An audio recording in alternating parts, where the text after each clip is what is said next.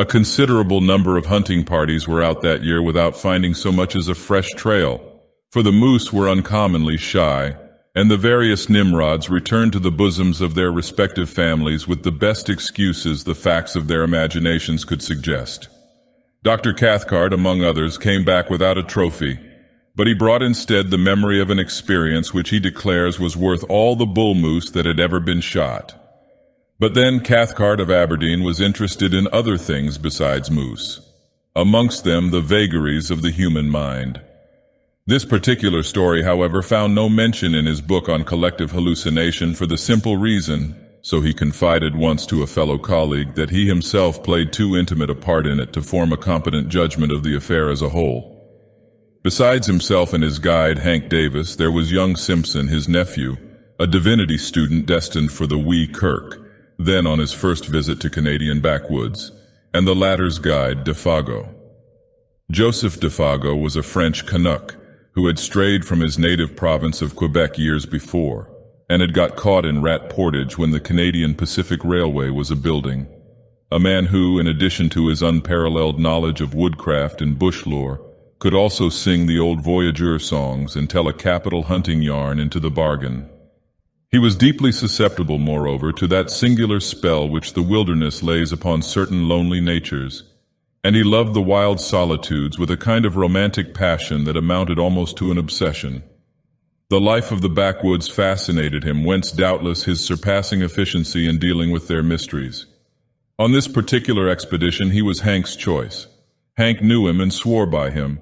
He also swore at him just as a pal might, and since he had a vocabulary of picturesque, if utterly meaningless, oaths, the conversation between the two stalwart and hardy woodsmen was often of a rather lively description.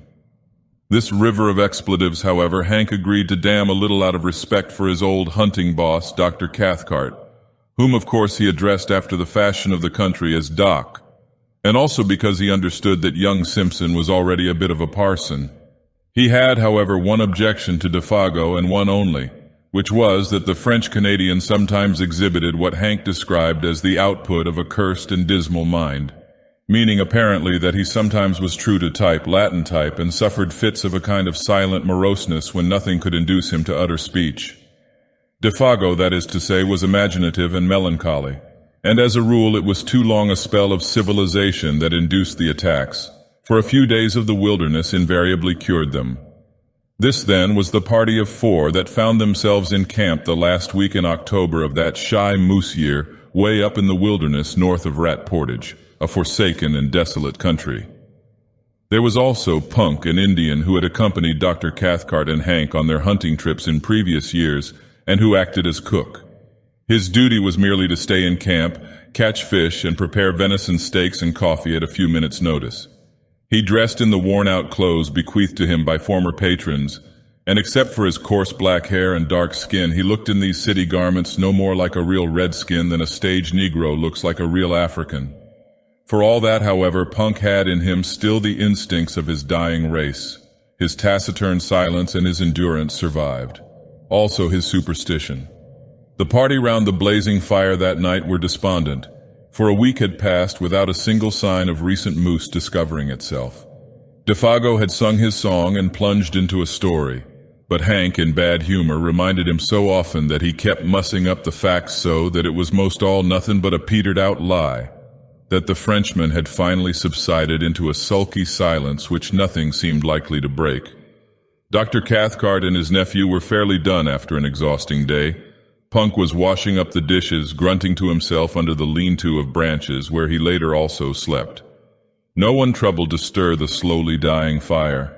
Overhead the stars were brilliant in a sky quite wintry, and there was so little wind that ice was already forming stealthily along the shores of the still lake behind them. The silence of the vast, listening forest stole forward and enveloped them. Hank broke in suddenly with his nasal voice. "I'm in favor of breaking new ground tomorrow, Doc," he observed with energy, looking across at his employer. "We don't stand a dead Dago's chance around here."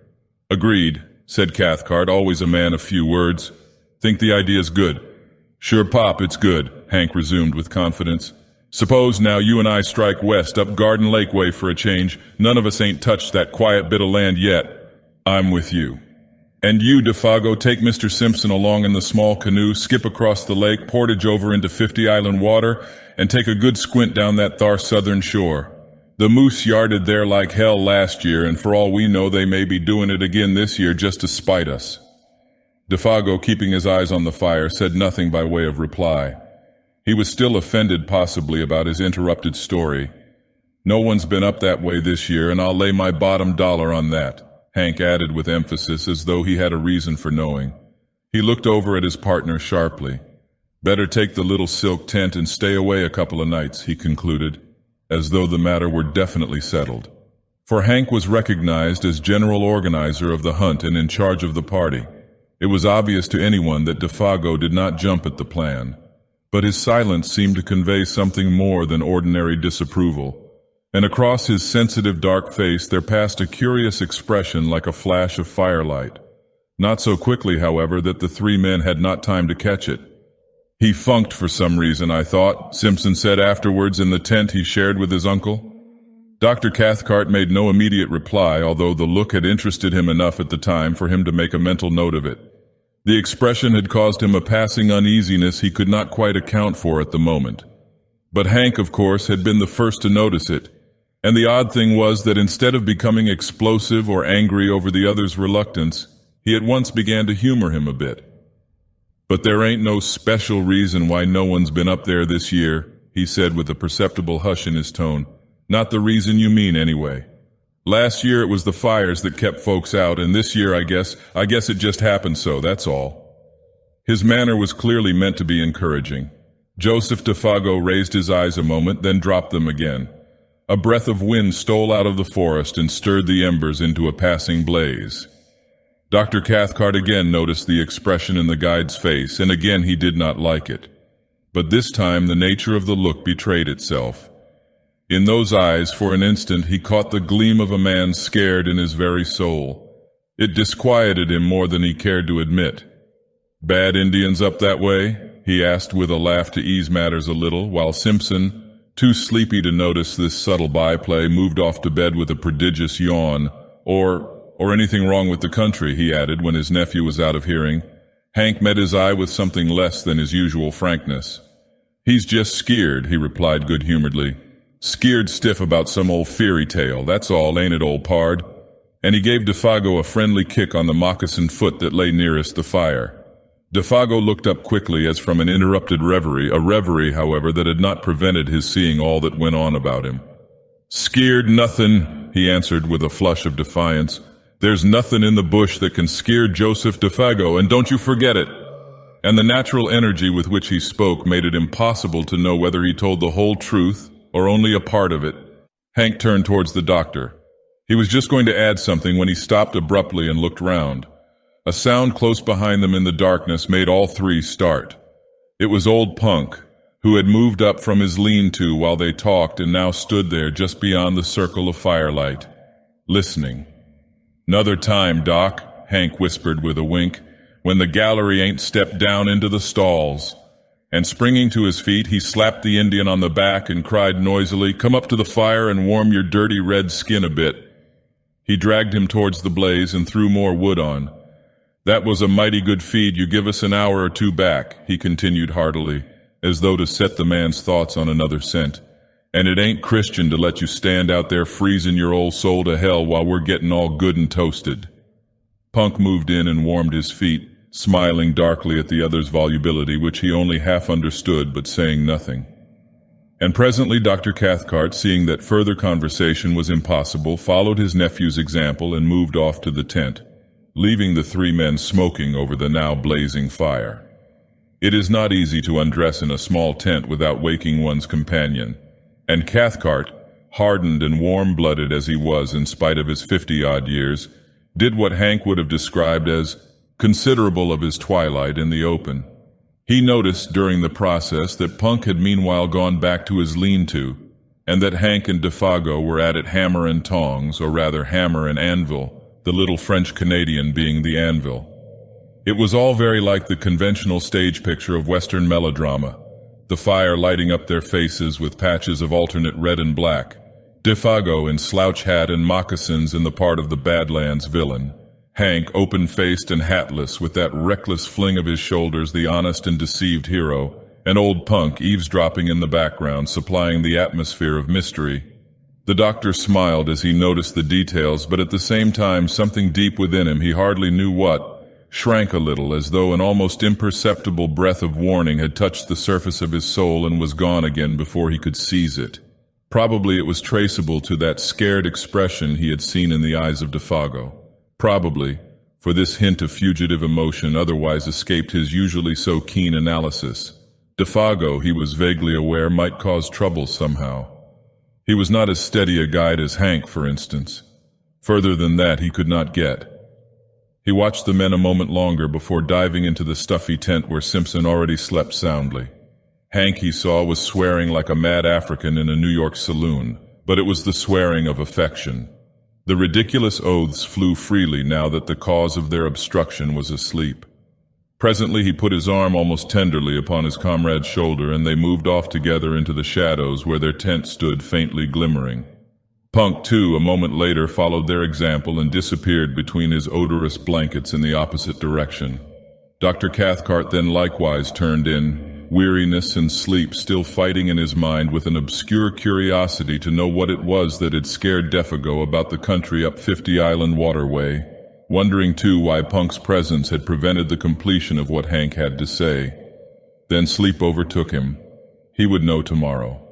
Hank would tell him the story while they trudged after the elusive moose. Deep silence fell about the little camp, planted there so audaciously in the jaws of the wilderness. The lake gleamed like a sheet of black glass beneath the stars. The cold air pricked. In the draughts of night that poured their silent tide from the depths of the forest, with messages from distant ridges and from lakes just beginning to freeze, there lay already the faint, bleak odors of coming winter. White men with their dull scent might never have divined them. The fragrance of the wood fire would have concealed from them these almost electrical hints of moss and bark and hardening swamp 100 miles away.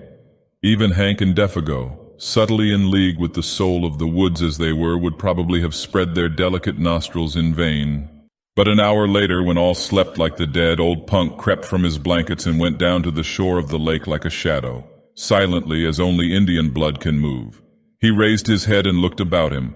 The thick darkness rendered sight of small avail, but like the animals, he possessed other senses that darkness could not mute. He listened, then sniffed the air. Motionless as a hemlock stem, he stood there. After 5 minutes again he lifted his head and sniffed, and yet once again. A tingling of the wonderful nerves that betrayed itself by no outer sign ran through him as he tasted the keen air. Then, merging his figure into the surrounding blackness in a way that only wild men and animals understand, he turned, still moving like a shadow, and went stealthily back to his lean-to and his bed. And soon after he slept, the change of wind he had divined stirred gently the reflection of the stars within the lake. Rising among the far ridges of the country beyond 50 Island water, it came from the direction in which he had stared, and it passed over the sleeping camp with a faint and sighing murmur through the tops of the big trees that was almost too delicate to be audible. With it, down the desert paths of night, though too faint, too high even for the Indian's hair-like nerves, there passed a curious, thin odor, strangely disquieting, an odor of something that seemed unfamiliar, utterly unknown. The French-Canadian and the man of Indian blood each stirred uneasily in his sleep just about this time, though neither of them woke. Then the ghost of that unforgettably strange odor passed away and was lost among the leagues of tenantless forest beyond. In the morning the camp was astir before the sun. There had been a light fall of snow during the night, and the air was sharp. Punk had done his duty betimes, for the odors of coffee and fried bacon reached every tent.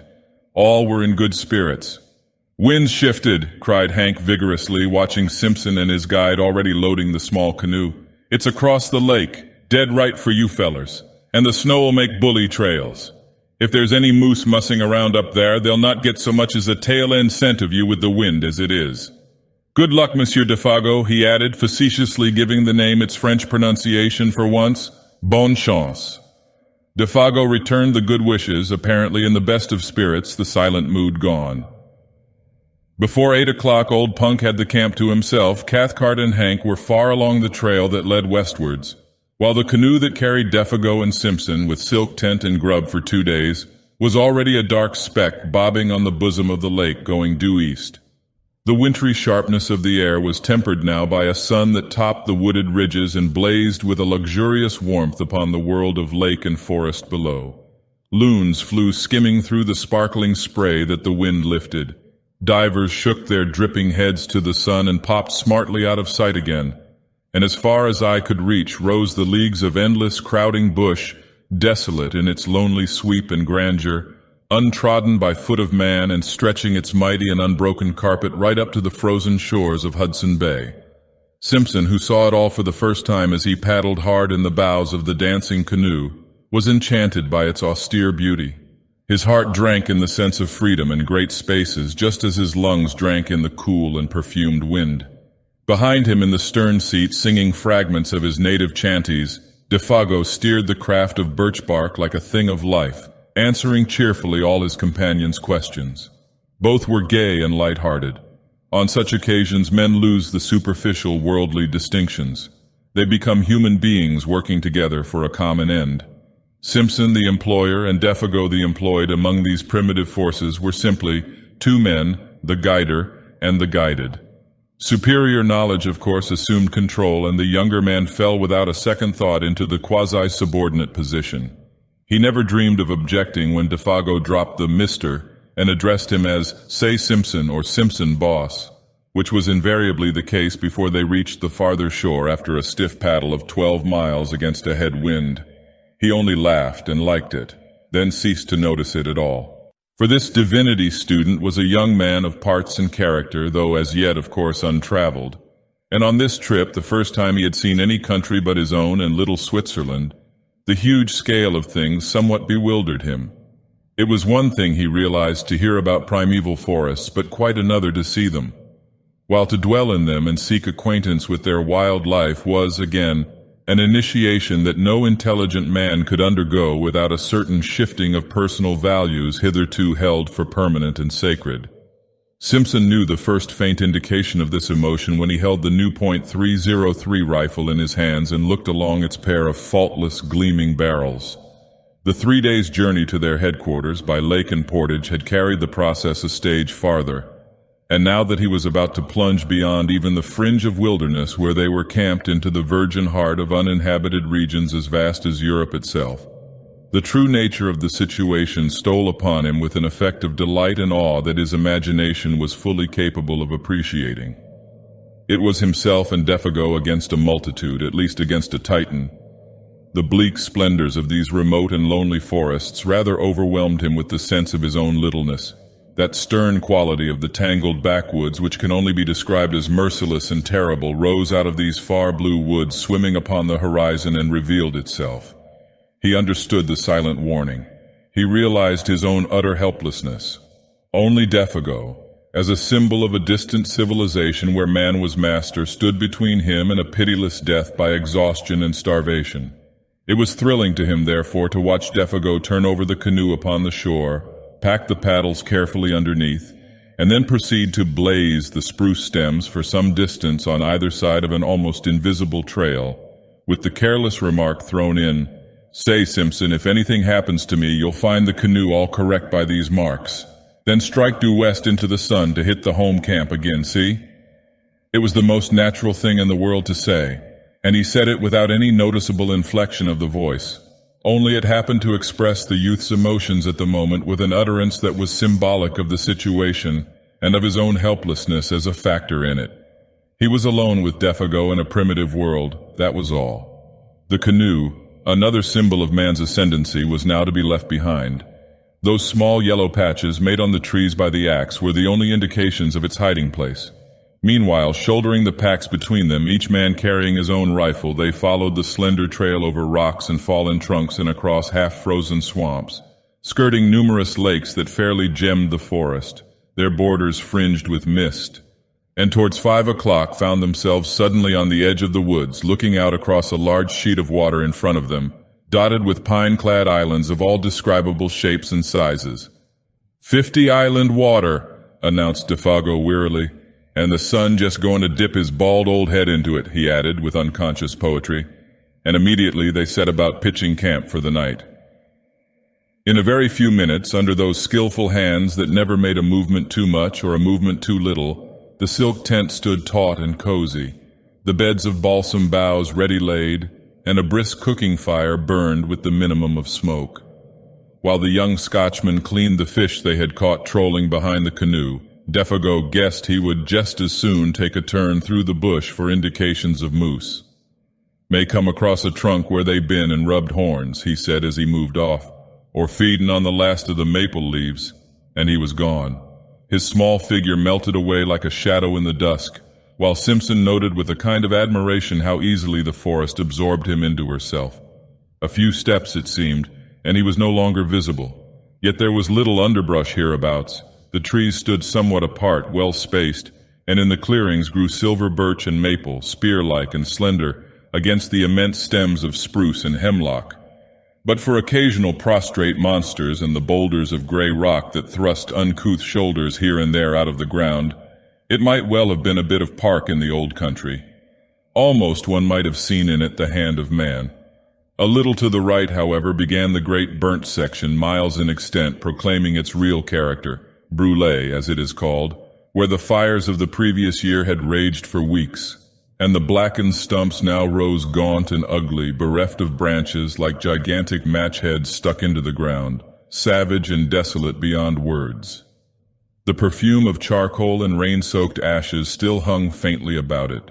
The dusk rapidly deepened, the glades grew dark, the crackling of the fire and the wash of little waves along the rocky lakeshore were the only sounds audible. The wind had dropped with the sun, and in all that vast world of branches nothing stirred. Any moment, it seemed, the woodland gods, who are to be worshipped in silence and loneliness, might stretch their mighty and terrific outlines among the trees. In front, through doorways pillared by huge straight stems, lay the stretch of 50-island water, a crescent-shaped lake some 15 miles from tip to tip, and perhaps 5 miles across where they were camped.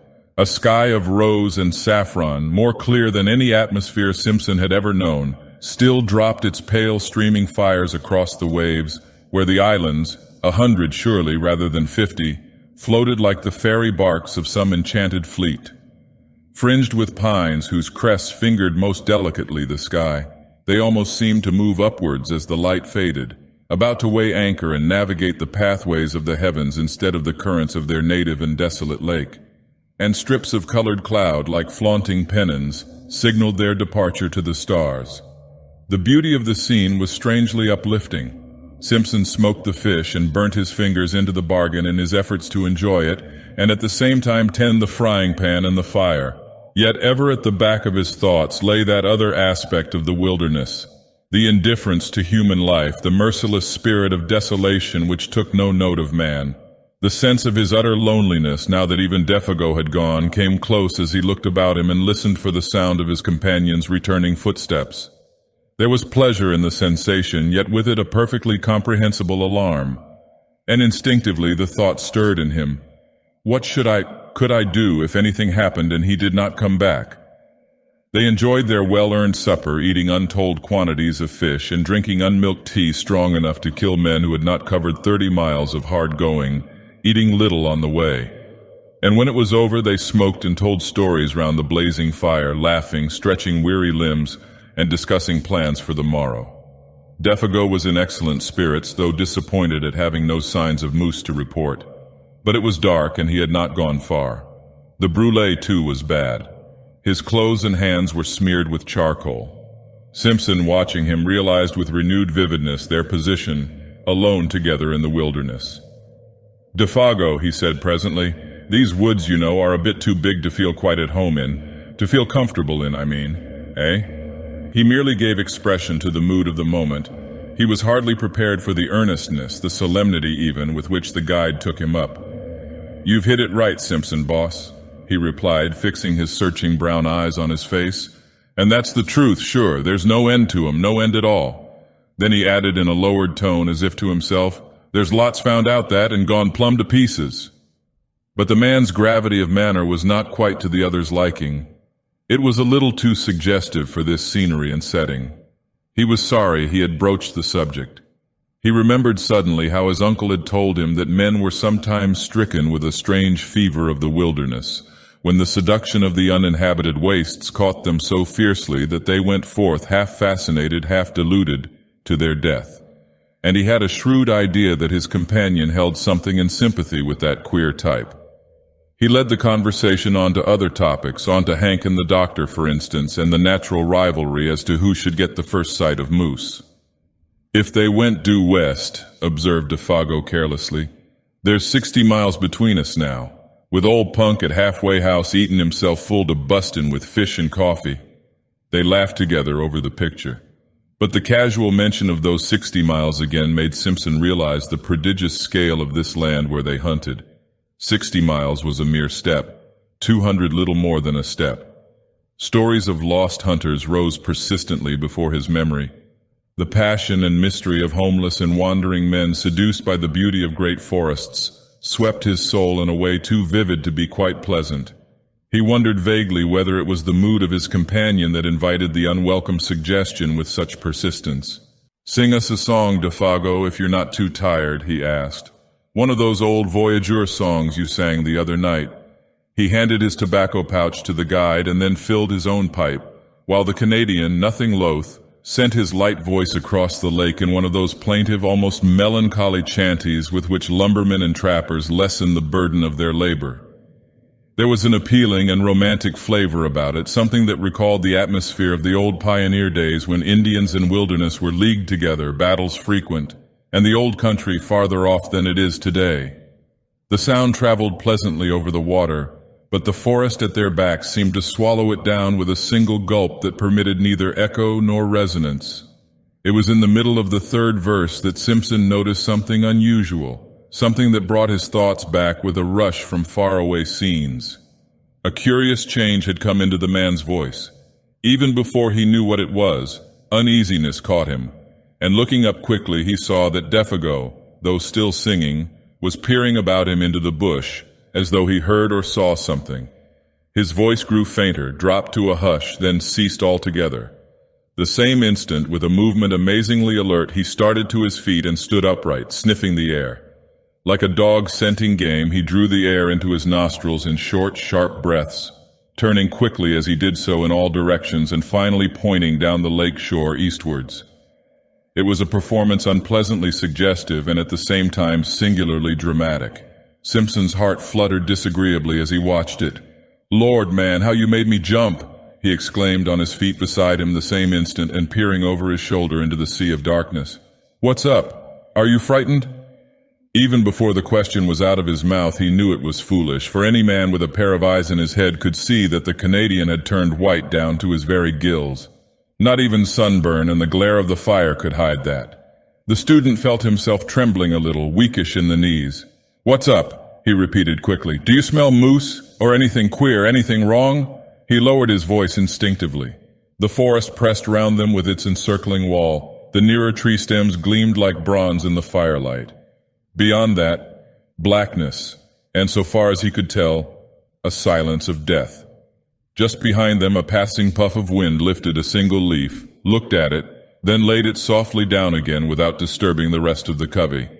It seemed as if a million invisible causes had combined just to produce that single visible effect. Other life pulsed about them and was gone. Defago turned abruptly. The livid hue of his face had turned to a dirty gray. "I never said I heard or smelt nothin'," he said slowly and emphatically in an oddly altered voice that conveyed somehow a touch of defiance. "I was only taking a look round, so to speak. It's always a mistake to be too previous with your questions." Then he added suddenly with obvious effort in his more natural voice, "Have you got the matches, Boss Simpson?" and proceeded to light the pipe he had half filled just before he began to sing. Without speaking another word, they sat down again by the fire, Defago changing his side so that he could face the direction the wind came from, for even a tenderfoot could tell that. Defago changed his position in order to hear and smell, all there was to be heard and smelt. And since he now faced the lake with his back to the trees, it was evidently nothing in the forest that had sent so strange and sudden a warning to his marvelously trained nerves. "Guess now I don't feel like singing any," he explained presently of his own accord. That song kinda brings back memories that's troublesome to me. I never oughter have begun it. It sets me on to imagining things, see? Clearly the man was still fighting with some profoundly moving emotion. He wished to excuse himself in the eyes of the other. But the explanation in that it was only a part of the truth was a lie, and he knew perfectly well that Simpson was not deceived by it. For nothing could explain away the livid terror that had dropped over his face while he stood there sniffing the air. And nothing, no amount of blazing fire or chatting on ordinary subjects could make that camp exactly as it had been before. The shadow of an unknown horror, naked if unguessed, that had flashed for an instant in the face and gestures of the guide, had also communicated itself vaguely and therefore more potently to his companion. The guide's visible efforts to dissemble the truth only made things worse. Moreover, to add to the younger man's uneasiness was the difficulty, nay, the impossibility he felt of asking questions, and also his complete ignorance as to the cause: Indians, wild animals, forest fires. All these he knew were wholly out of the question. His imagination searched vigorously, but in vain. Yet somehow or other, after another long spell of smoking, talking, and roasting themselves before the great fire, the shadow that had so suddenly invaded their peaceful camp began to shift. Perhaps Dagoth's efforts, or the return of his quiet and normal attitude, accomplished this. Perhaps Simpson himself had exaggerated the affair out of all proportion to the truth, or possibly the vigorous air of the wilderness brought its own powers of healing. Whatever the cause, the feeling of immediate horror seemed to have passed away as mysteriously as it had come, for nothing occurred to feed it. Simpson began to feel that he had permitted himself the unreasoning terror of a child. He put it down partly to a certain subconscious excitement that this wild and immense scenery generated in his blood, partly to the spell of solitude and partly to over-fatigue. That pallor in the guide's face was, of course, uncommonly hard to explain, yet it might have been due in some way to an effect of firelight or his own imagination. He gave it the benefit of the doubt. He was Scotch. When a somewhat unordinary emotion has disappeared, the mind always finds a dozen ways of explaining away its causes. Simpson lit a last pipe and tried to laugh to himself. On getting home to Scotland, it would make quite a good story. He did not realize that this laughter was a sign that terror still lurked in the recesses of his soul, that in fact it was merely one of the conventional signs by which a man, seriously alarmed, tries to persuade himself that he is not so. Dagoth, however, heard that low laughter and looked up with surprise on his face. The two men stood side by side, kicking the embers about before going to bed. It was 10 o'clock, a late hour for hunters to be still awake. "What's tickling yer?" he asked in his ordinary tone, yet gravely. I was thinking of our little toy woods at home just at that moment," stammered Simpson, coming back to what really dominated his mind and startled by the question, "and comparing them to all this." And he swept his arm round to indicate the bush. A pause followed in which neither of them said anything. "All the same, I wouldn't laugh about it if I was you," Dagoth added, looking over Simpson's shoulder into the shadows. "There's places in there nobody won't never see into. Nobody knows what lives in there either. Too big? Too far off?" The suggestion in the guide's manner was immense and horrible. Dagoth nodded. The expression on his face was dark. He, too, felt uneasy. The younger man understood that in a hinterland of this size there might well be depths of wood that would never in the life of the world be known or trodden. The thought was not exactly the sort he welcomed. In a loud voice, cheerfully, he suggested that it was time for bed. But the guide lingered, tinkering with the fire, arranging the stones needlessly, doing a dozen things that did not really need doing. Evidently there was something he wanted to say, yet found it difficult to get at. "Say you, Boss Simpson," he began suddenly as the last shower of sparks went up into the air. "You don't smell nothing, do you? Nothing particular, I mean?" The commonplace question, Simpson realized, veiled a dreadfully serious thought in his mind. A shiver ran down his back. "Nothing but burning wood," he replied firmly, kicking again at the embers. The sound of his own foot made him start. "And all the evening you ain't smelt nothing?" persisted the guide, peering at him through the gloom. "Nothing extraordinary and different to anything else you ever smelt before?" No, man, nothing at all," he replied aggressively, half angrily. Dagoth's face cleared. "That's good," he exclaimed with evident relief. "That's good to hear." "Have you?" asked Simpson sharply, and the same instant regretted the question. The Canadian came closer in the darkness. He shook his head. "I guess not," he said, though without overwhelming conviction. "It must have been just that song of mine that did it. It's the song they sing in lumber camps and godforsaken places like that, when they're skeered the Wendigos somewhere around doing a bit of swift traveling." "And what's the Wendigo, pray?" Simpson asked quickly, irritated because again he could not prevent that sudden shiver of the nerves. He knew that he was close upon the man's terror and the cause of it. Yet a rushing, passionate curiosity overcame his better judgment and his fear. Dagoth turned swiftly and looked at him as though he were suddenly about to shriek. His eyes shone, but his mouth was wide open. Yet all he said, or whispered rather, for his voice sank very low, was, "It's nothing. Nothing but what those lousy fellers believe when they've been hitting the bottle too long. A sort of great animal that lives up yonder." He jerked his head northwards. "Quick as lightning in its tracks, and bigger than anything else in the bush, and ain't supposed to be very good to look at, that's all." "A backwoods superstition," began Simpson, moving hastily toward the tent in order to shake off the hand of the guide that clutched his arm. Come, hurry up for God's sake and get the lantern going. It's time we were in bed and asleep if we're going to be up with the sun tomorrow." The guide was close on his heels. "I'm coming," he answered out of the darkness. "I'm coming." And after a slight delay he appeared with the lantern and hung it from a nail in the front pole of the tent. The shadows of 100 trees shifted their places quickly as he did so, and when he stumbled over the rope, diving swiftly inside, the whole tent trembled as though a gust of wind struck it. The two men lay down without undressing upon their beds of soft balsam boughs cunningly arranged. Inside all was warm and cozy, but outside the world of crowding trees pressed close about them, marshalling their million shadows and smothering the little tent that stood there like a wee white shell facing the ocean of tremendous forest. Between the two lonely figures within, however, there pressed another shadow that was not a shadow from the night. It was the shadow cast by the strange fear, never wholly exorcised, that had leaped suddenly upon Dagoth in the middle of his singing.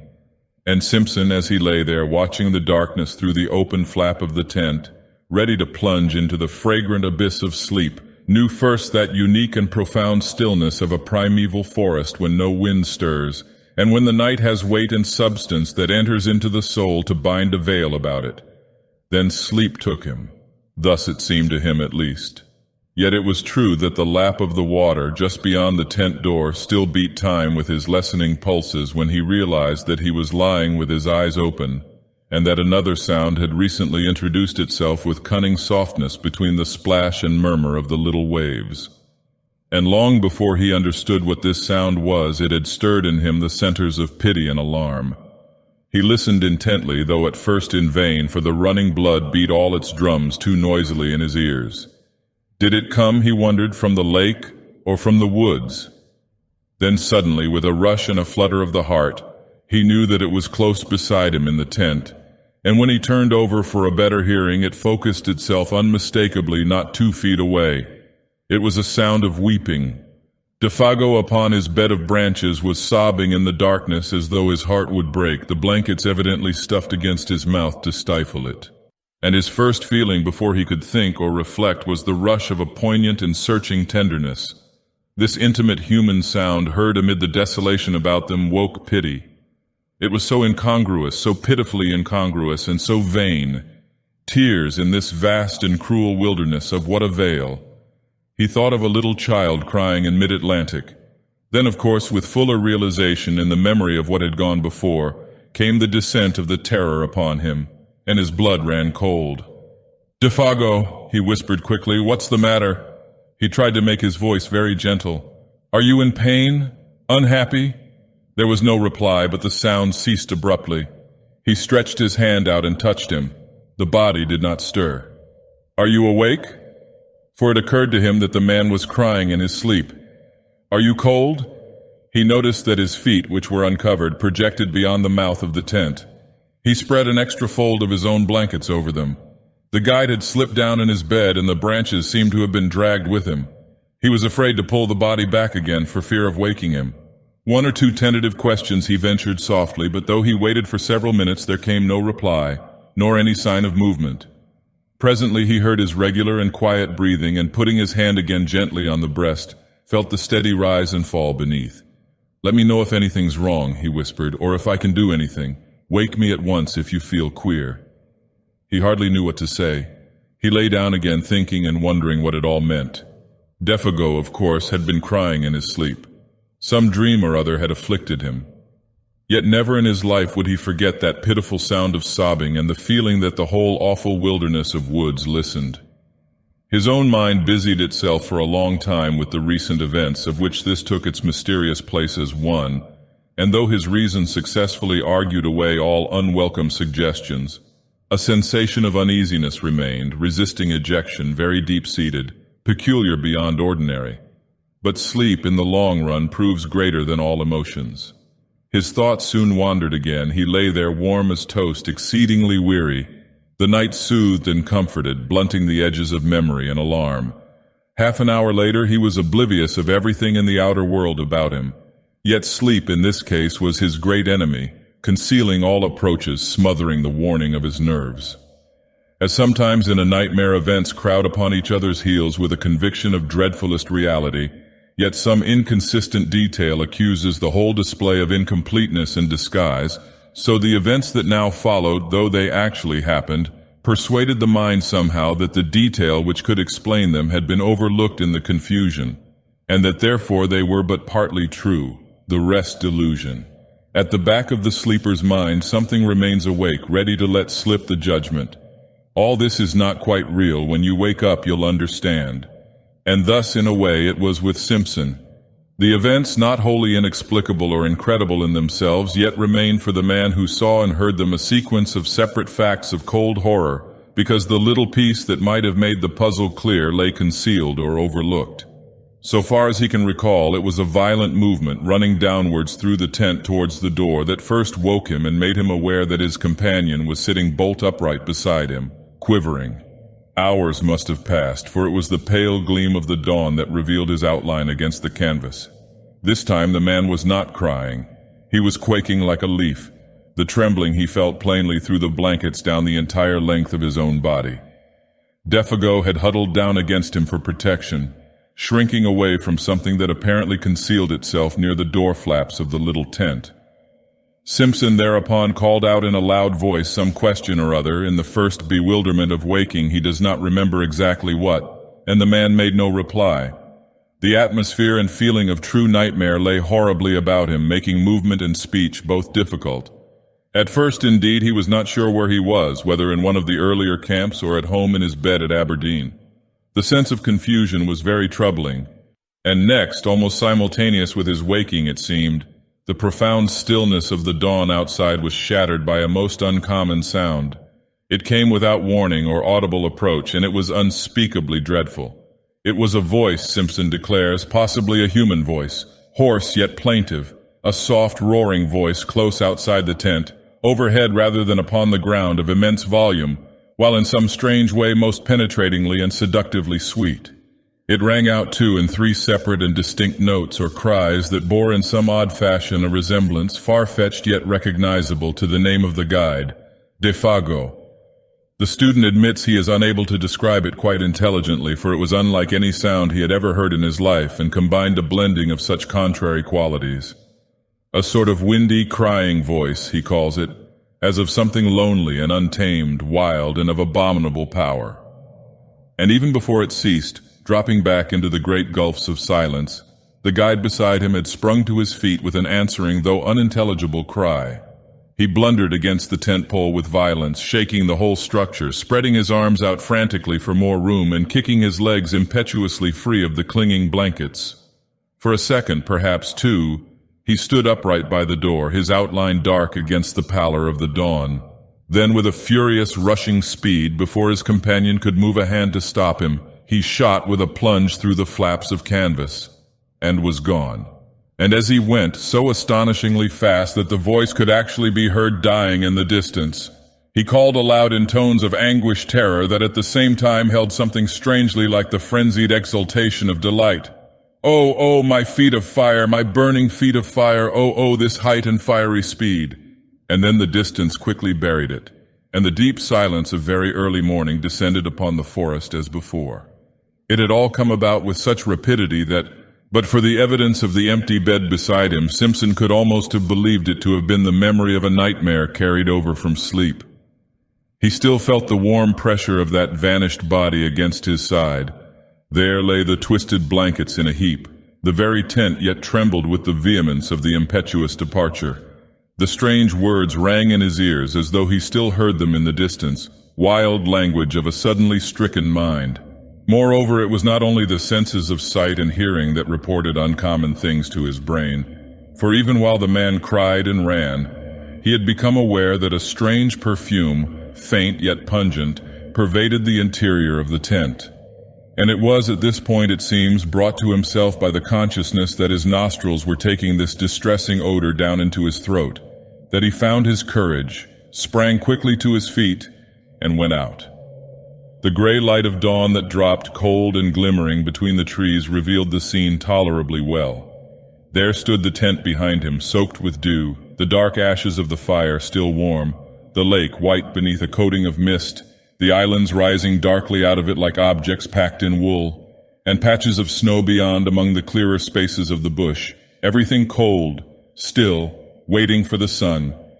But nowhere a sign of the vanished guide, still doubtless flying at frantic speed through the frozen woods. There was not even the sound of disappearing footsteps, nor the echoes of the dying voice. He had gone, utterly. There was nothing. Nothing but the sense of his recent presence, so strongly left behind about the camp, and this penetrating, all-pervading odor, and even this was now rapidly disappearing in its turn. In spite of his exceeding mental perturbation, Simpson struggled hard to detect its nature and define it, but the ascertaining of an elusive scent not recognized subconsciously and at once is a very subtle operation of the mind, and he failed. It was gone before he could properly seize or name it. Approximate description even seems to have been difficult, for it was unlike any smell he knew. Acrid, rather, not unlike the odor of a lion, he thinks, yet softer and not wholly unpleasing, with something almost sweet in it that reminded him of the scent of decaying garden leaves, earth, and the myriad nameless perfumes that make up the odor of a big forest. Yet the odor of lions is the phrase with which he usually sums it all up. Then it was wholly gone, and he found himself standing by the ashes of the fire in a state of amazement and stupid terror that left him the helpless prey of anything that chose to happen. Had a muskrat poked its pointed muzzle over a rock, or a squirrel scuttled in that instant down the bark of a tree, he would most likely have collapsed without more ado and fainted. For he felt about the whole affair the touch somewhere of a great outer horror, and his scattered powers had not as yet had time to collect themselves into a definite attitude of fighting self-control. Nothing did happen, however. A great kiss of wind ran softly through the awakening forest, and a few maple leaves here and there rustled tremblingly to earth. The sky seemed to grow suddenly much lighter. Simpson felt the cool air upon his cheek and uncovered head, realized that he was shivering with the cold, and making a great effort realized next that he was alone in the bush, and that he was called upon to take immediate steps to find and succor his vanished companion. Make an effort accordingly he did, though an ill-calculated and futile one.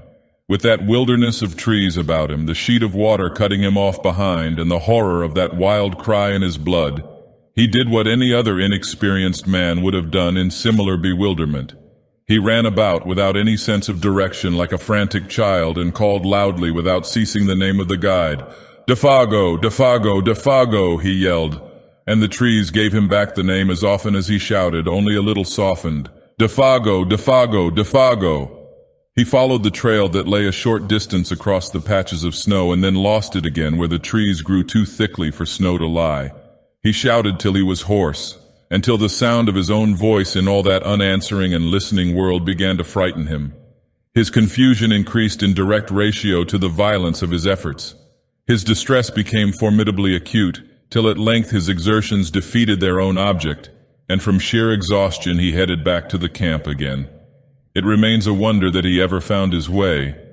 It was with great difficulty, and only after numberless false clues, that he at last saw the white tent between the trees, and so reached safety. Exhaustion then applied its own remedy, and he grew calmer. He made the fire and breakfasted. Hot coffee and bacon put a little sense and judgment into him again, and he realized that he had been behaving like a boy.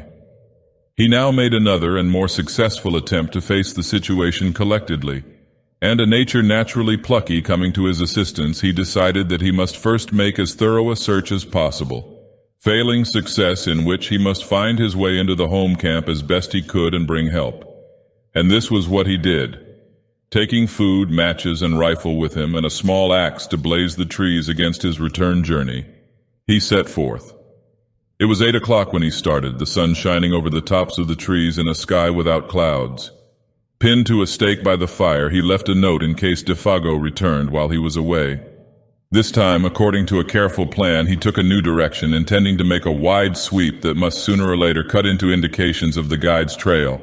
And before he had gone a quarter of a mile, he came across the tracks of a large animal in the snow, and beside it the light and smaller tracks of what were beyond question human feet, the feet of Dagoth. The relief he at once experienced was natural, though brief, for at first sight he saw in these tracks a simple explanation of the whole matter. These big marks had surely been left by a bull moose that, wind against it, had blundered upon the camp and uttered its singular cry of warning and alarm the moment its mistake was apparent. Dagoth, in whom the hunting instinct was developed to the point of uncanny perfection, had scented the brute coming down the wind hours before. His excitement and disappearance were due, of course, to his... Then the impossible explanation at which he grasped faded, as common sense showed him mercilessly that none of this was true. No guide, much less a guide like Dagoth, could have acted in so irrational a way, going off even without his rifle. The whole affair demanded a far more complicated elucidation.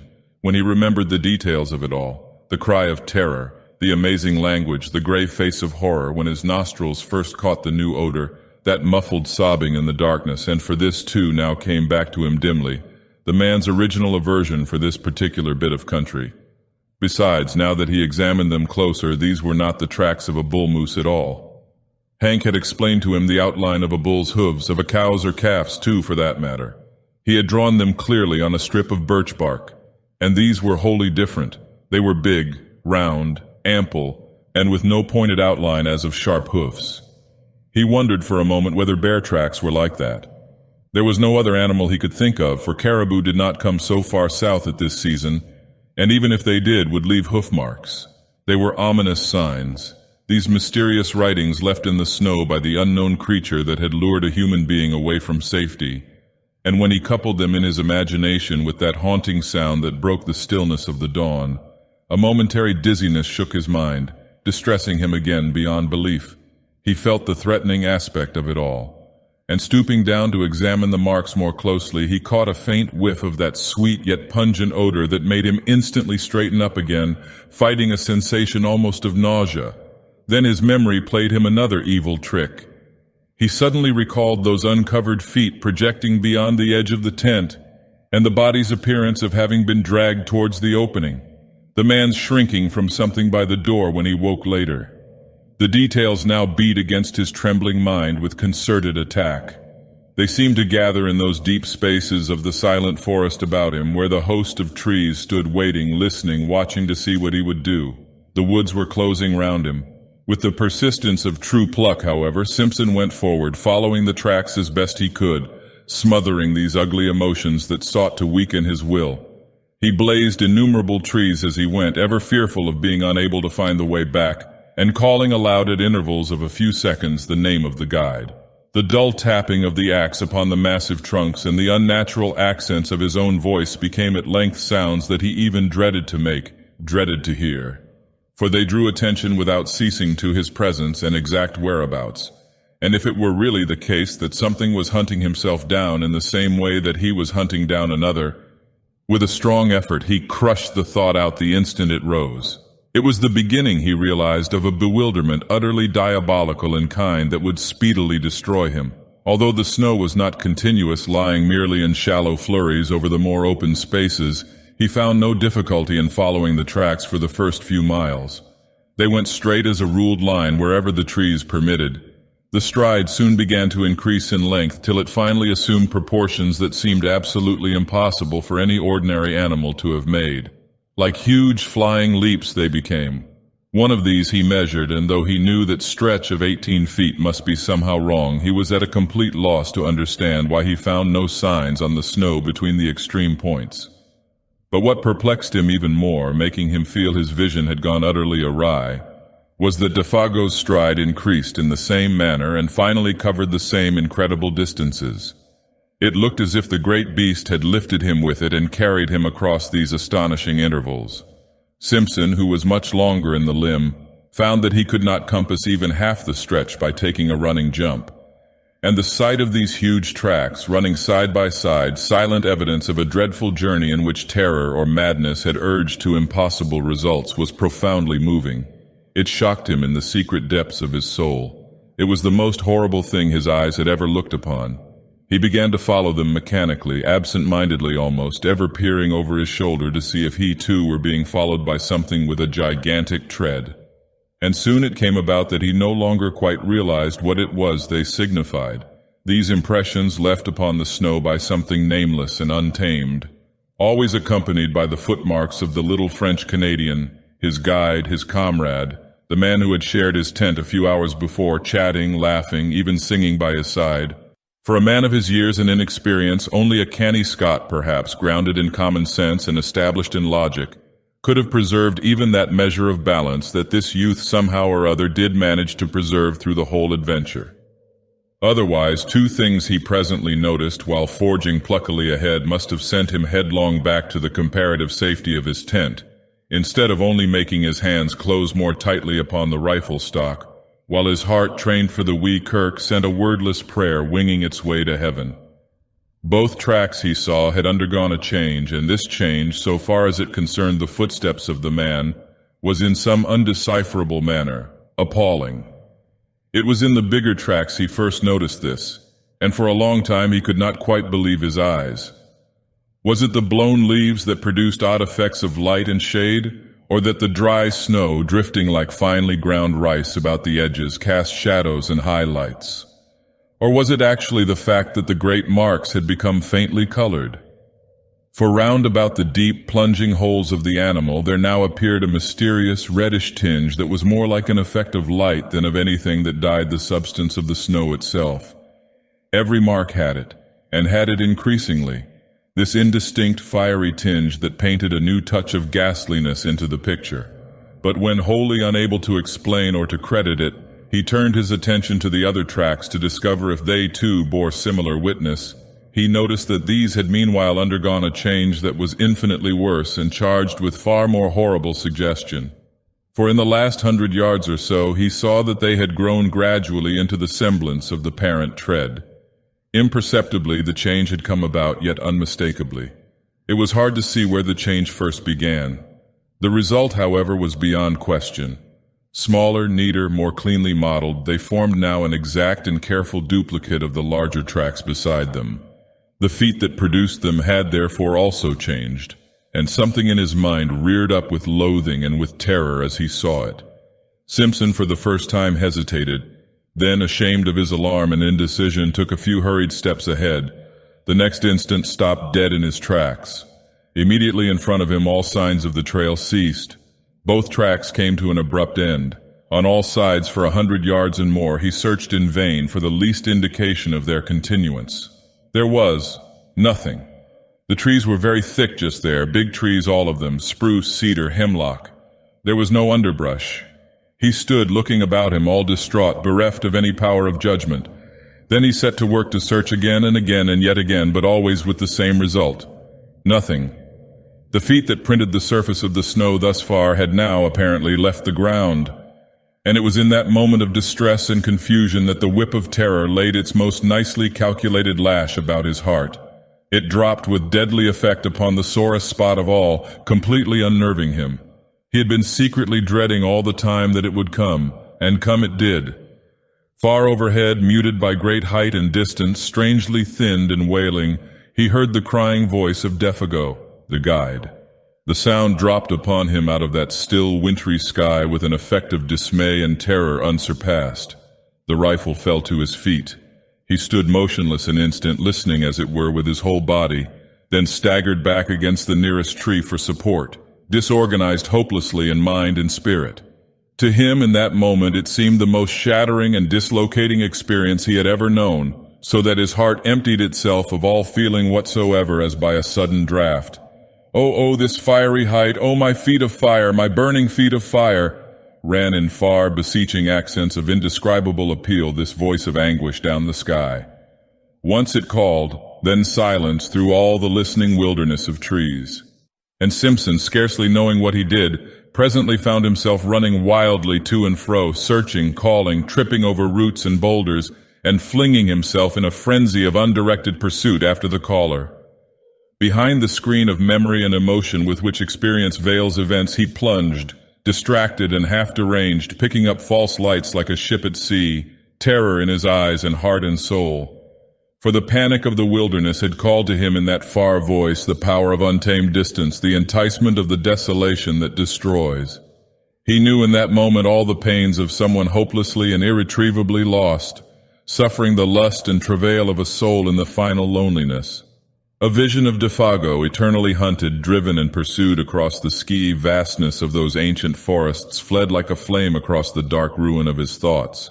It seemed ages before he could find anything in the chaos of his disorganized sensations to which he could anchor himself steady for a moment and think. The cry was not repeated. His own hoarse calling brought no response. The inscrutable forces of the wild had summoned their victim beyond recall and held him fast. Yet he searched and called, it seems, for hours afterwards, for it was late in the afternoon, when at length he decided to abandon a useless pursuit and return to his camp on the shores of 50 Island Water. Even then he went with reluctance, that crying voice still echoing in his ears. With difficulty he found his rifle in the homeward trail. The concentration necessary to follow the badly blazed trees and a biting hunger that gnawed helped to keep his mind steady. Otherwise, he admits, the temporary aberration he had suffered might have been prolonged to the point of positive disaster. Gradually, the ballast shifted back again, and he regained something that approached his normal equilibrium. But for all that the journey through the gathering dusk was miserably haunted, he heard innumerable following footsteps, voices that laughed and whispered, and saw figures crouching behind trees and boulders, making signs to one another for a concerted attack the moment he had passed. The creeping murmur of the wind made him start and listen. He went stealthily, trying to hide where possible and making as little sound as he could. The shadows of the woods, hitherto protective or covering merely, had now become menacing, challenging, and the pageantry in his frightened mind masked a host of possibilities that were all the more ominous for being obscure. The presentiment of a nameless doom lurked ill-concealed behind every detail of what had happened. It was really admirable how he emerged victor in the end. Men of riper powers and experience might have come through the ordeal with less success. He had himself tolerably well in hand, all things considered, and his plan of action proves it. Sleep being absolutely out of the question and traveling an unknown trail in the darkness equally impracticable, he sat up the whole of that night, rifle in hand, before a fire he never for a single moment allowed to die down. The severity of the haunted vigil marked his soul for life, but it was successfully accomplished, and with the very first signs of dawn he set forth upon the long return journey to the home camp to get help. As before, he left a written note to explain his absence, and to indicate where he had left a plentiful cache of food and matches, though he had no expectation that any human hands would find them. How Simpson found his way alone by the lake and forest might well make a story in itself, for to hear him tell it is to know the passionate loneliness of soul that a man can feel when the wilderness holds him in the hollow of its illimitable hand, and laughs. It is also to admire his indomitable pluck. He claims no skill, declaring that he followed the almost invisible trail mechanically and without thinking. And this, doubtless, is the truth. He relied upon the guiding of the unconscious mind, which is instinct.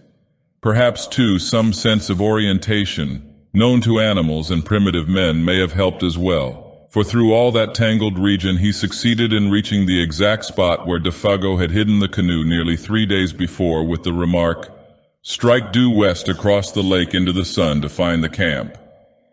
There was not much sun left to guide him, but he used his compass to the best of his ability, embarking in the frail craft for the last 12 miles of his journey with a sensation of immense relief that the forest was at last behind him. and fortunately the water was calm. He took his line across the center of the lake instead of coasting round the shores for another 20 miles. Fortunately, too, the other hunters were back. The light of their fires furnished a steering point without which he might have searched all night long for the actual position of the camp. It was close upon midnight all the same when his canoe grated on the sandy cove, and Hank, Punk, and his uncle, disturbed in their sleep by his cries, ran quickly down and helped a very exhausted and broken specimen of Scotch humanity over the rocks toward a dying fire. The sudden entrance of his prosaic uncle into this world of wizardry and horror that had haunted him without interruption now for 2 days and 2 nights had the immediate effect of giving to the affair an entirely new aspect. The sound of that crisp, "Hello, my boy, and what's up now?" and the grasp of that dry and vigorous hand introduced another standard of judgment. A revulsion of feeling washed through him. He realized that he had let himself go rather badly.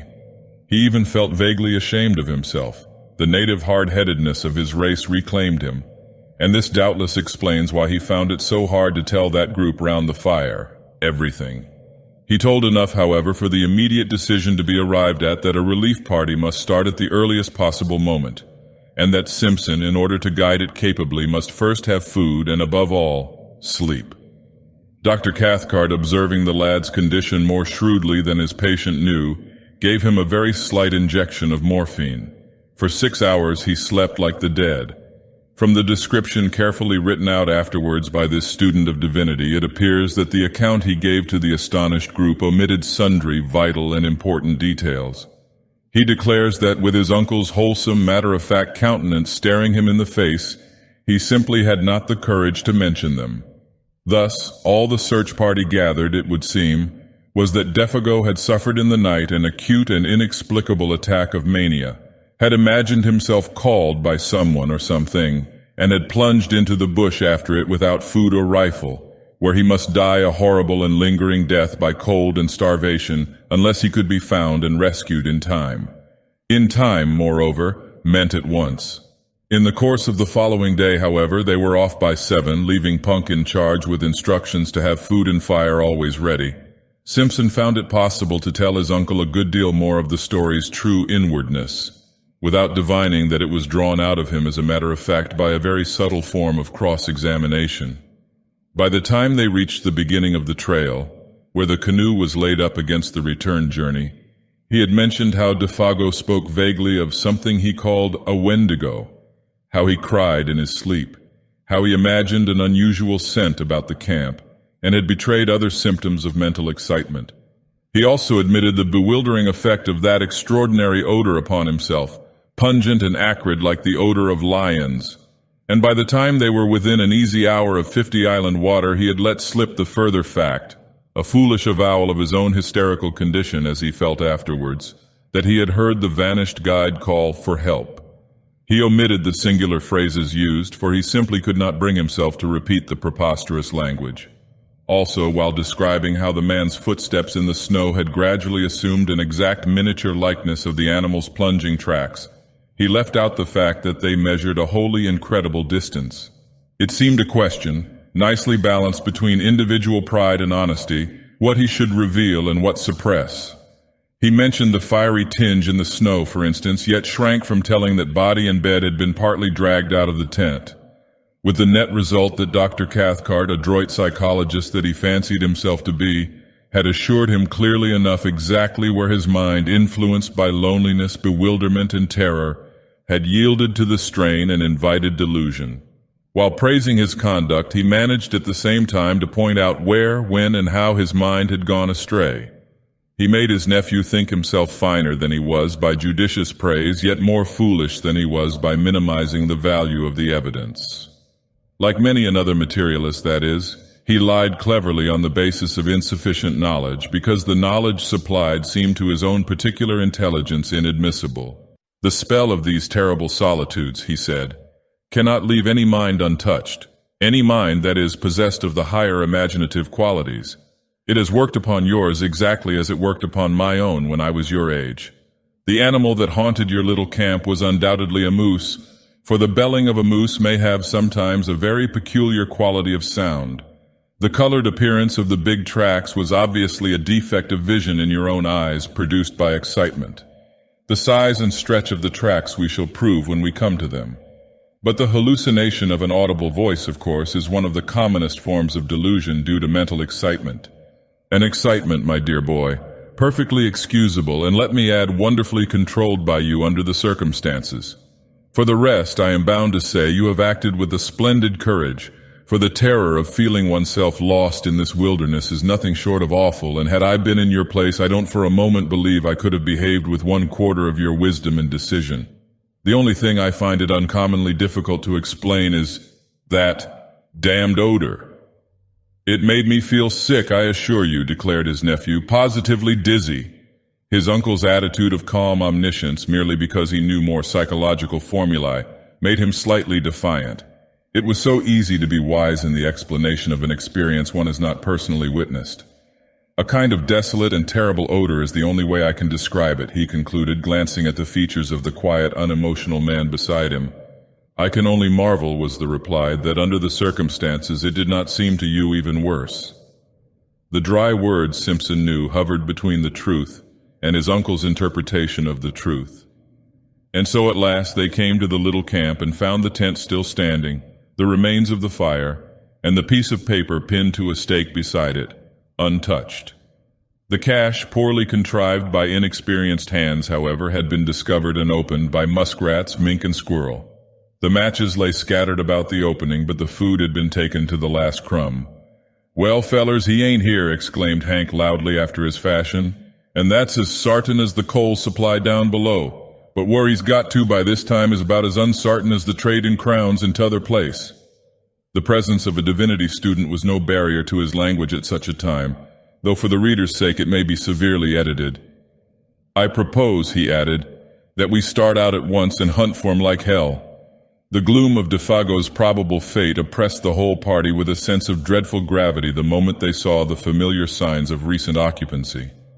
Especially the tent, with the bed of balsam branches still smoothed and flattened by the pressure of his body, seemed to bring his presence near to them. Simpson, feeling vaguely as if his world were somehow at stake, went about explaining particulars in a hushed tone. He was much calmer now, though overwearied with the strain of his many journeys. His uncle's method of explaining away, the details still fresh in his haunted memory helped, too, to put ice upon his emotions. "And that's the direction he ran off in," he said to his two companions, pointing in the direction where the guide had vanished that morning in the gray dawn. "Straight down there he ran like a deer, in between the birch and the hemlock." Hank and Dr. Cathcart exchanged glances. "And it was about 2 miles down there in a straight line," continued the other, speaking with something of the former terror in his voice, "that I followed his trail to the place where it stopped dead. And where you heard him callin' and caught the stench and all the rest of the wicked entertainment," cried Hank with a volubility that betrayed his keen distress. "And where your excitement overcame you to the point of producing illusions," added Dr. Cathcart under his breath, yet not so low that his nephew did not hear it. It was early in the afternoon, for they had traveled quickly and there were still a good 2 hours of daylight left. Dr. Cathcart and Hank lost no time in beginning the search, but Simpson was too exhausted to accompany them. They would follow the blazed marks on the trees and, where possible, his footsteps. Meanwhile, the best thing he could do was to keep a good fire going and rest. But after something like 3 hours' search, the darkness already down, the two men returned to camp with nothing to report. Fresh snow had covered all signs, and though they had followed the blazed trees to the spot where Simpson had turned back, they had not discovered the smallest indication of a human being, or for that matter, of an animal. There were no fresh tracks of any kind. The snow lay undisturbed. It was difficult to know what was best to do, though in reality there was nothing more they could do. They might stay and search for weeks without much chance of success. The fresh snow destroyed their only hope, and they gathered round the fire for supper, a gloomy and despondent party. The facts indeed were sad enough, for Defago had a wife at Rat Portage, and his earnings were the family's sole means of support. Now that the whole truth in all its ugliness was out, it seemed useless to deal in further disguise or pretense. They talked openly of the facts and probabilities. It was not the first time, even in the experience of Dr. Cathcart, that a man had yielded to the singular seduction of the solitudes and gone out of his mind. Defago, moreover, was predisposed to something of the sort, for he already had a touch of melancholia in his blood, and his fiber was weakened by bouts of drinking that often lasted for weeks at a time. Something on this trip, one might never know precisely what, had sufficed to push him over the line, that was all, and he had gone off into the great wilderness of trees and lakes to die by starvation and exhaustion. The chances against his finding camp again were overwhelming. The delirium that was upon him would also doubtless have increased, and it was quite likely he might do violence to himself and so hasten his cruel fate. Even while they talked, indeed, the end had probably come. On the suggestion of Hank, his old pal, however, they proposed to wait a little longer and devote the whole of the following day, from dawn to darkness, to the most systematic search they could devise. They would divide the territory between them. They discussed their plan in great detail. All that men could do, they would do. And meanwhile they talked about the particular form in which the singular panic of the wilderness had made its attack upon the mind of the unfortunate guide. Hank, though familiar with the legend in its general outline, obviously did not welcome the turn the conversation had taken. He contributed little, though that little was illuminating, for he admitted that a story ran over all this section of country to the effect that several Indians had seen the Wendigo along the shores of 50 Island Water in the fall of last year, and that this was the true reason of Defago's disinclination to hunt there. Hank doubtless felt that he had, in a sense, helped his old pal to death by over-persuading him. When an Indian goes crazy, he explained, talking to himself more than to the others it seemed, it's always put that he's seen the Wendigo. And poor old Defago was superstitious down to her very heels. And then Simpson, feeling the atmosphere more sympathetic, told over again the full story of his astonishing tale. He left out no details this time. He mentioned his own sensations and gripping fears. He only omitted the strange language used. But Defago surely had already told you all these details of the Wendigo legend, my dear fellow, insisted the doctor. I mean, he had talked about it and thus put into your mind the ideas which your own excitement afterwards developed. Whereupon Simpson again repeated the facts. Defago, he declared, had barely mentioned the beast. He, Simpson, knew nothing of the story, and so far as he remembered, had never even read about it. Even the word was unfamiliar. Of course he was telling the truth, and Dr. Cathcart was reluctantly compelled to admit the singular character of the whole affair. He did not do this in word so much as in manner, however. He kept his back against a good stout tree. He poked the fire into a blaze the moment it showed signs of dying down. He was quicker than any of them to notice the least sound in the night about them. A fish jumping in the lake, a twig snapping in the bush, the dropping of occasional fragments of frozen snow from the branches overhead where the heat loosened them. His voice, too, changed a little in quality, becoming a shade less confident, lower also in tone. Fear, to put it plainly, hovered close about that little camp. And though all three would have been glad to speak of other matters, the only thing they seemed able to discuss was this, the source of their fear. They tried other subjects in vain. There was nothing to say about them. Hank was the most honest of the group. He said next to nothing. He never once, however, turned his back to the darkness. His face was always to the forest, and when wood was needed he didn't go farther than was necessary to get it. A wall of silence wrapped them in, for the snow, though not thick, was sufficient to deaden any noise, and the frost held things pretty tight besides. No sound but their voices and the soft roar of the flames made itself heard. Only from time to time something soft as the flutter of a pine moth's wings went past them through the air. No one seemed anxious to go to bed. The hours slipped towards midnight.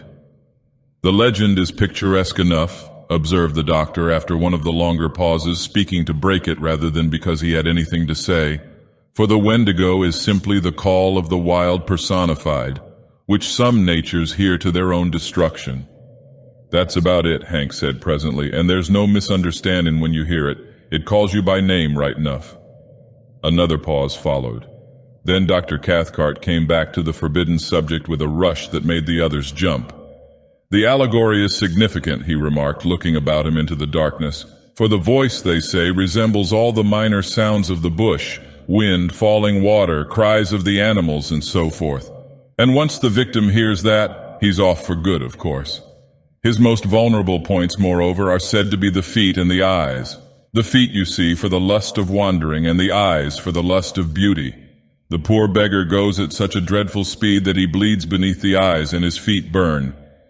Dr. Cathcart, as he spoke, continued to peer uneasily into the surrounding gloom. His voice sank to a hushed tone. The Wendigo, he added, is said to burn his feet owing to the friction apparently caused by its tremendous velocity, till they drop off and new ones form exactly like its own. Simpson listened in horrified amazement, but it was the pallor on Hank's face that fascinated him most. He would willingly have stopped his ears and closed his eyes had he dared. "It don't always keep to the ground neither," came in Hank's slow, heavy drawl, "for it goes so high that he thinks the stars have set him all afire. And it'll take great thumping jumps sometimes and run along the tops of the trees carrying its partner with it, and then dropping him just as a fish hawk will drop a pickerel to kill it before eating. And its food of all the muck in the whole bush is moss," and he laughed a short, unnatural laugh. "It's a moss-eater, is the Wendigo," he added, looking up excitedly into the faces of his companions. "Moss-eater," he repeated with a string of the most outlandish oaths he could invent. But Simpson now understood the true purpose of all this talk. What these two men, each strong and experienced in his own way, dreaded more than anything else was silence. They were talking against time. They were also talking against darkness, against the invasion of panic, against the admission reflection might bring that they were in an enemy's country, against anything, in fact, rather than allow their inmost thoughts to assume control. He himself, already initiated by the awful vigil with terror, was beyond both of them in this respect. He had reached the stage where he was immune, but these two, the scoffing, analytical doctor and the honest, dogged backwoodsman, each sat trembling in the depths of his being. Thus the hours passed, and thus, with lowered voices and a kind of taut inner resistance of spirit, this little group of humanity sat in the jaws of the wilderness and talked foolishly of the terrible and haunting legend. It was an unequal contest, all things considered, for the wilderness had already the advantage of first attack and of a hostage. The fate of their comrade hung over them with a steadily increasing weight of oppression that finally became insupportable. It was Hank, after a pause longer than the preceding ones that no one seemed able to break, who first let loose all this pent-up emotion in very unexpected fashion, by springing suddenly to his feet and letting out the most ear-shattering yell imaginable into the night. He could not contain himself any longer, it seemed.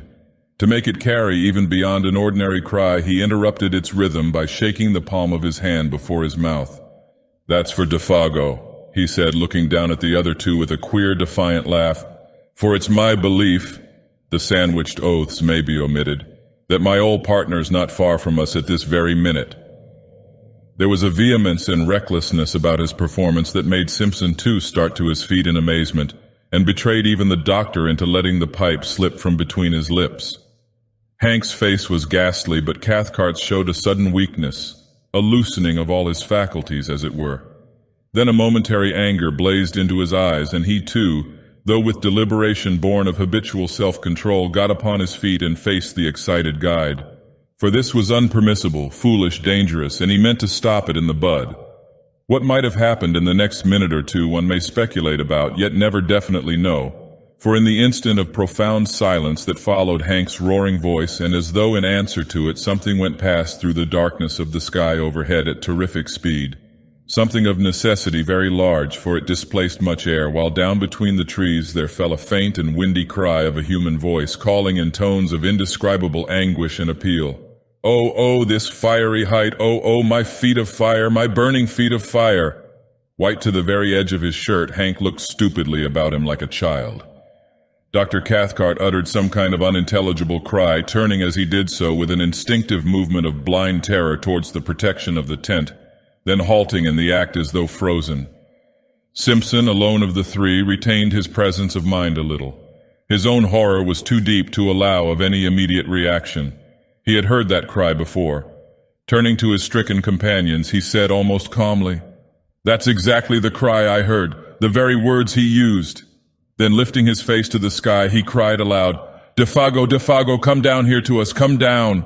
And before there was time for anybody to take definite action one way or another, there came the sound of something dropping heavily between the trees, striking the branches on the way down and landing with a dreadful thud upon the frozen earth below. The crash and thunder of it was really terrific. "That's him, help me the good God," came from Hank in a whispering cry, half-choked, his hand going automatically toward the hunting knife in his belt.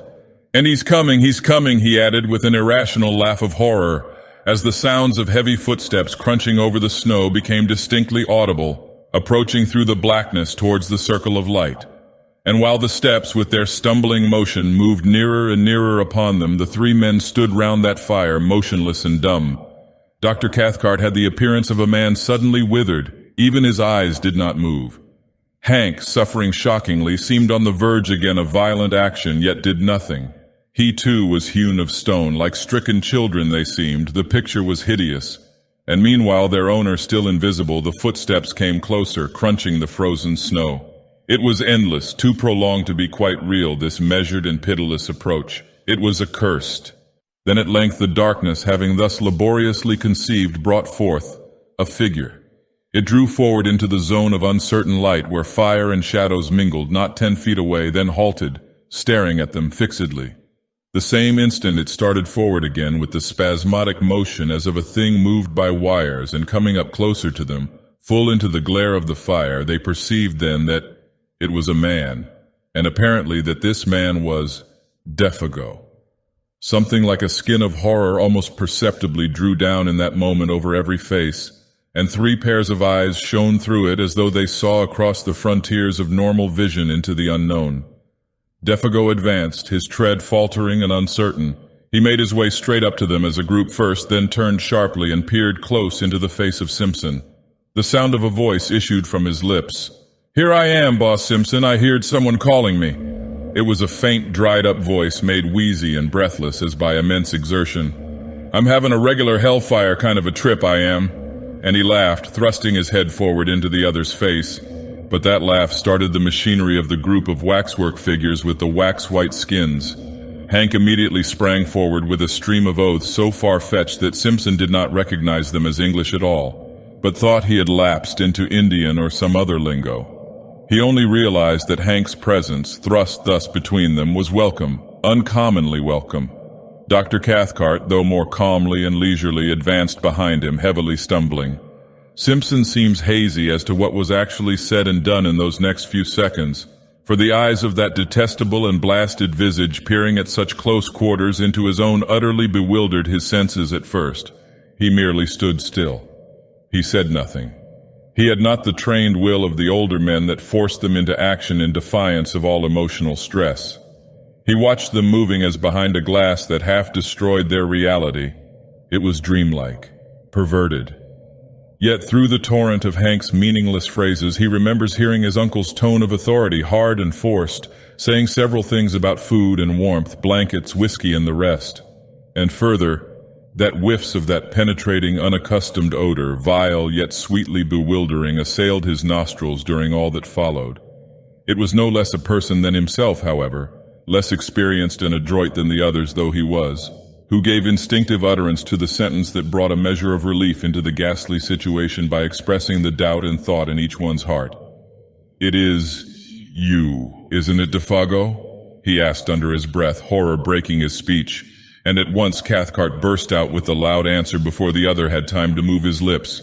"Of course it is! Of course it is! Only, can't you see he's nearly dead with exhaustion, cold, and terror? Isn't that enough to change a man beyond all recognition?" It was said in order to convince himself as much as to convince the others. The overemphasis alone proved that. And continually, while he spoke and acted, he held a handkerchief to his nose. That odor pervaded the whole camp. For the Dagoth, who sat huddled by the big fire, wrapped in blankets, drinking hot whiskey and holding food in wasted hands, was no more like the guide they had last seen alive than the picture of a man of 60 is like a daguerreotype of his early youth in the costume of another generation. Nothing really can describe that ghastly caricature, that parody masquerading there in the firelight as Dagoth. From the ruins of the dark and awful memories he still retains, Simpson declares that the face was more animal than human, the features drawn about into wrong proportions, the skin loose and hanging, as though he had been subjected to extraordinary pressures and tensions. It made him think vaguely of those bladder faces blown up by the hawkers on Ludgate Hill, that change their expression as they swell, and as they collapsed, emit a faint and wailing imitation of a voice. Both face and voice suggested some such abominable resemblance. But Cathcart, long afterwards, seeking to describe the indescribable, asserts that thus might have looked a face and body that had been in air so rarefied that, the weight of atmosphere being removed, the entire structure threatened to fly asunder and become incoherent. It was Hank. Though all distraught and shaking with a tearing volume of emotion he could neither handle nor understand, who brought things to a head without much ado. He went off to a little distance from the fire, apparently so that the light should not dazzle him too much, and shading his eyes for a moment with both hands, shouted in a loud voice that held anger and affection dreadfully mingled, "You ain't Defago! You ain't Defago at all! I don't give a damn, but that ain't you, my old pal of 20 years!" He glared upon the huddled figure as though he would destroy him with his eyes. "And if it is, I'll swab the floor of hell with a wad of cotton wool on a toothpick. So help me the good God," he added with a violent fling of horror and disgust. It was impossible to silence him.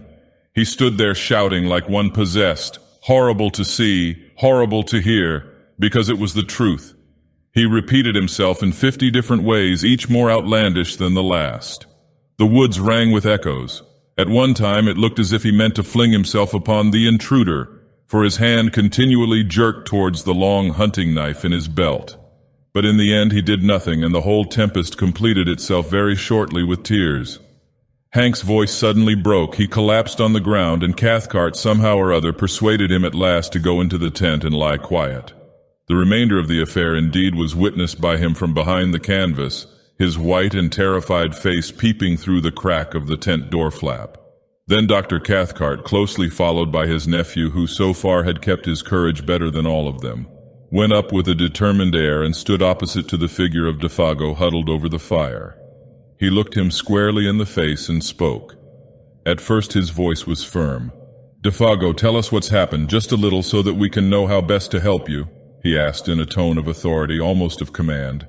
And at that point it was command. At once afterwards, however, it changed in quality, for the figure turned up to him a face so piteous, so terrible, and so little like humanity, that the doctor shrank back from him as from something spiritually unclean. Simpson, watching close behind him, says he got the impression of a mask that was on the verge of dropping off, and that underneath they would discover something black and diabolical, revealed in utter nakedness. "Out with it, man, out with it," Cathcart cried, terror running neck and neck with entreaty. "None of us can stand this much longer." It was the cry of instinct over reason.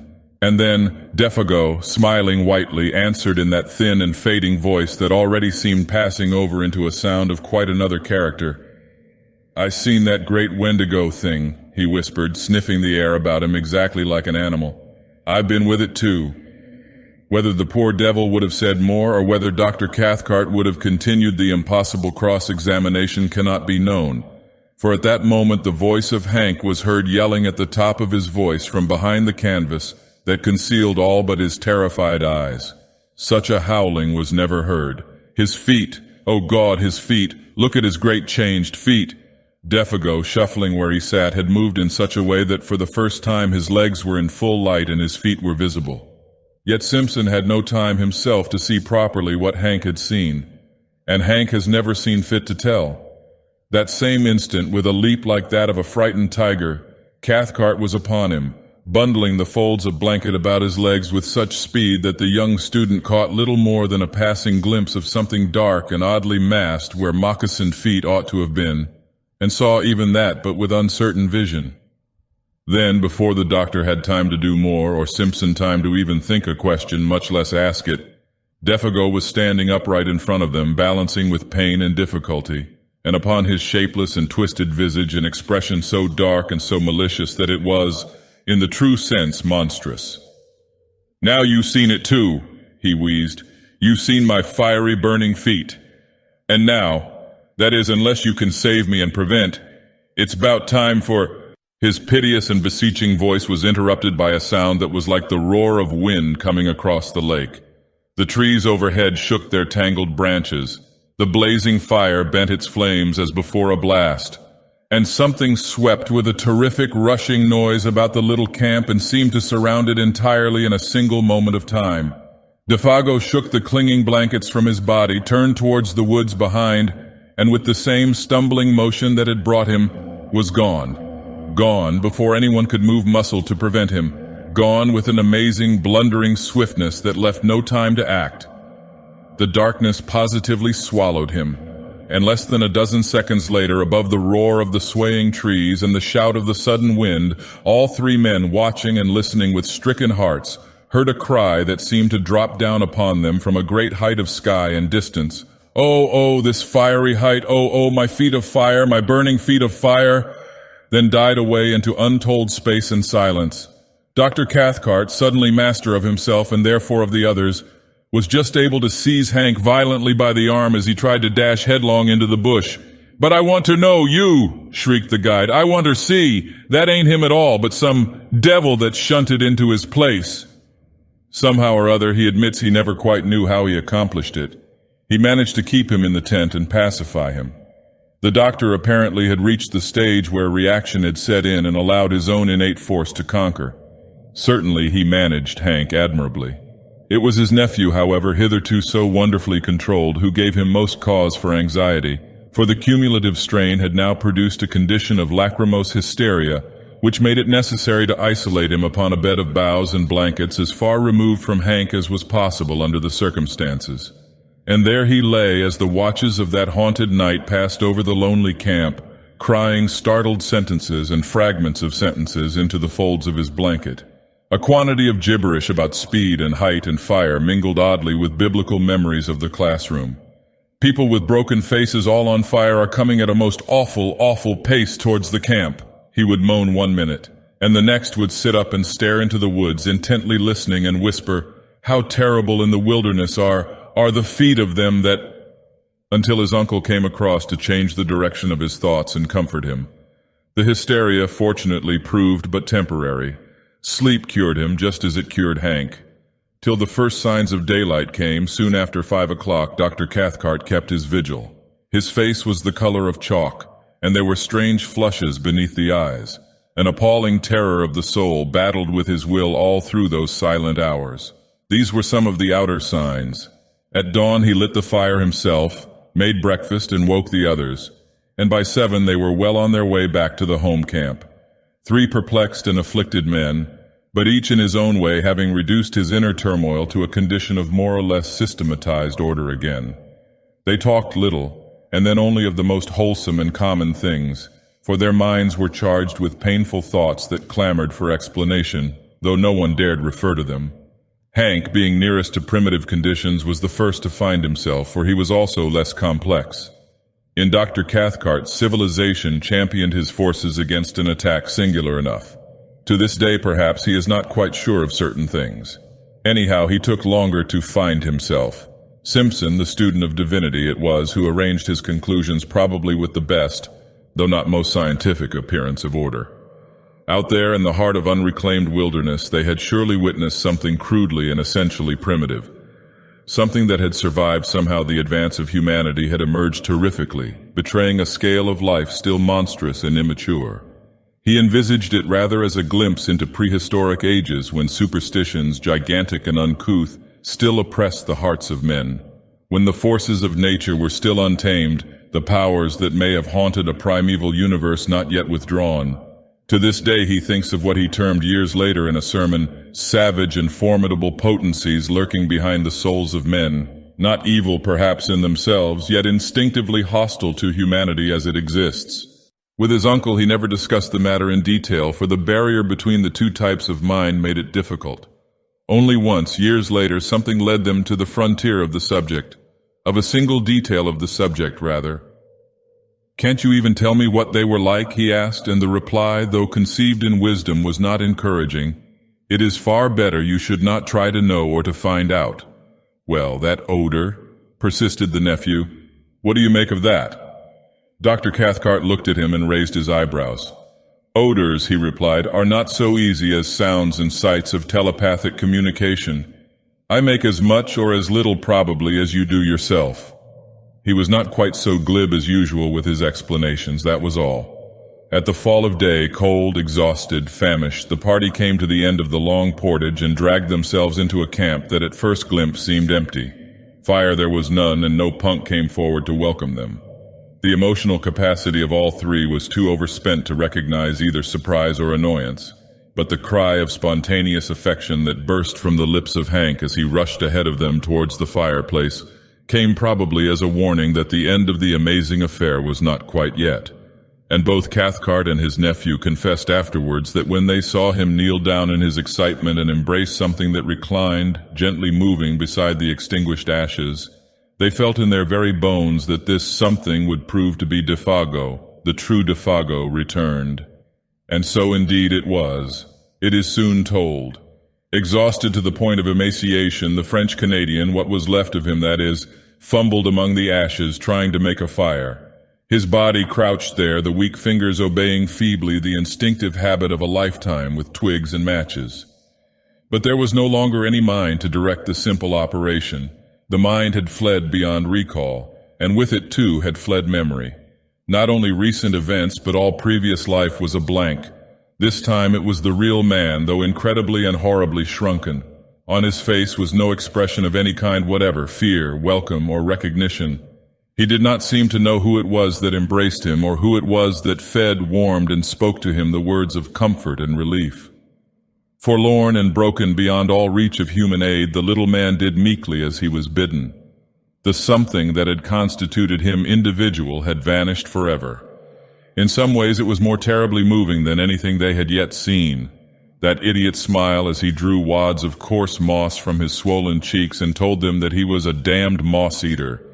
The continued vomiting of even the simplest food, and worst of all the piteous and childish voice of complaint in which he told them that his feet pained him, burn like fire, which was natural enough when Dr. Cathcart examined them and found that both were dreadfully frozen. Beneath the eyes there were faint indications of recent bleeding. The details of how he survived the prolonged exposure, of where he had been, or of how he covered the great distance from one camp to the other, including an immense detour of the lake on foot since he had no canoe, all this remains unknown. His memory had vanished completely. And before the end of the winter, whose beginning witnessed this strange occurrence, Defago, bereft of mind, memory, and soul, had gone with it. He lingered only a few weeks, and what Punk was able to contribute to the story throws no further light upon it. He was cleaning fish by the lake shore about 5 o'clock in the evening, an hour, that is, before the search party returned, when he saw this shadow of the guide picking its way weakly into camp. In advance of him, he declares, came the faint whiff of a certain singular odor. That same instant old Punk started for home. He covered the entire journey of 3 days as only Indian blood could have covered it. The terror of a whole race drove him. He knew what it all meant. Defago had seen the Wendigo.